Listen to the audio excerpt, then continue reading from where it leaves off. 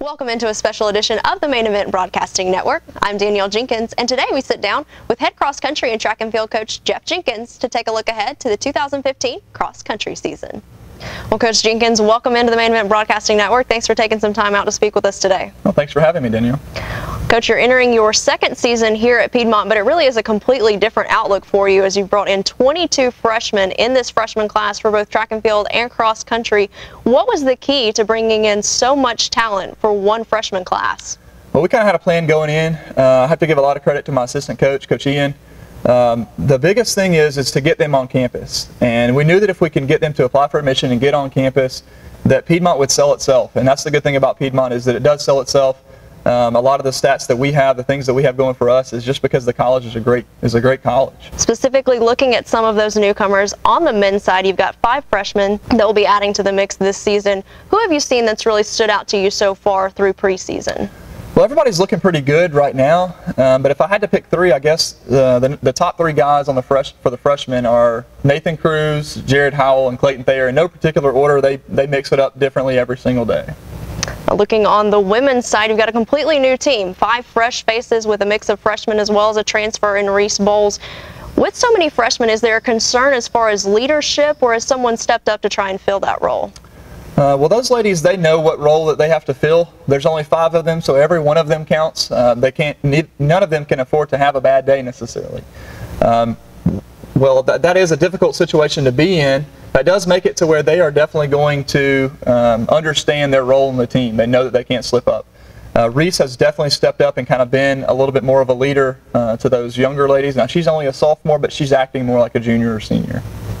You've got 4 returners on the men's side, which is always a positive. One of those specifically being junior Cody Parker, who has really been the top guy throughout his career here at Piedmont. How has he responded to having some more challengers in there in the mix to try and push him to even become better? Yeah, well, Cody finished 4th in the conference last year. That was a good finish, and we were very happy for him. He's going into his junior year. He kind of knows that he's only got 2 more left. He is so excited to have all these guys coming in and adding a little bit more depth. We've had private conversations, he and I, where we've talked about how he may not be the #1 guy in every single race. As a matter of fact, there may be a race where somebody beats him. As of now, though, he has risen to the occasion, and he's crushing the workouts. He's definitely looking still like our #1 guy. You mentioned it with the depth. It's always key to have lots of competitors there in the mix. But if you had to look and say, who would you say are going to be in that top 5, those scorers for you this season? Well, obviously on the women's side, we know who our 5 are. If I had to put them in order, right now Reese is definitely looking like our #1.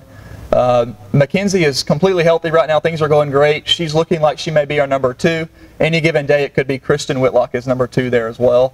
And then Amber is developing really well, so given another 10 weeks, she could be anywhere in that mix. Of course, this can all change up. And Kaylee is looking to be #4 or 5 any given day, but again, she's showing some great progression. On the guy side, it's a little more difficult to tell, obviously. There's a lot more than 5 there. With those 4 returners that are coming back, there are 3, I think, that have a legitimate chance to be in that top 5. As of today, I would say the only definite one that I've seen is Cody Parker. I think that he will be our #1 in our first meet, and through most of the season.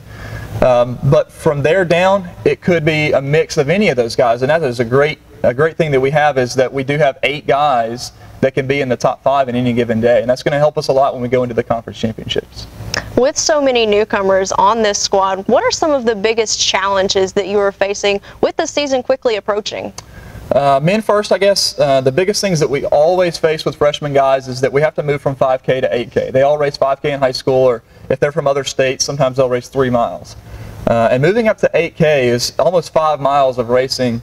You have to completely take a different approach, and teaching them how to pace and how to learn how to avoid those little mistakes that in high school wouldn't have cost them as much, but in college they'll cost them a lot more. And then getting them to just kind of understand the team dynamic. All the things that we do, the terminology that we use, the training that we do is totally different than what almost all of them have done in high school. So there is a little bit of a transition there. The good thing is, and the thing that cross-country coaches, especially in college, they always kind of worried about coaches or athletes buying into the coach's philosophy. And I would say that 100% of our athletes that have come in have totally bought in, and they are, all on board to go in the same direction and do what we need to do. On the women's side, the challenge is we only have 5. There's not a whole lot of depth. Again, though, I think that makes it to where everybody is held accountable. Everybody knows what they have to do. And the thing about these 5 is that there is not a runner in there who is slow. There's not a runner in there who doesn't have experience. There's not a runner in there who I don't think could be all conference or at least honorable mention. Of course, the season is just around the corner, beginning on September 5th at Western Carolina. But let's move specifically to one meet particular. That is the home meet that is added to the schedule this year on October 3rd, the Piedmont College Invitational. Why was a home meet something that you wanted to incorporate, and what benefits does that add for the team?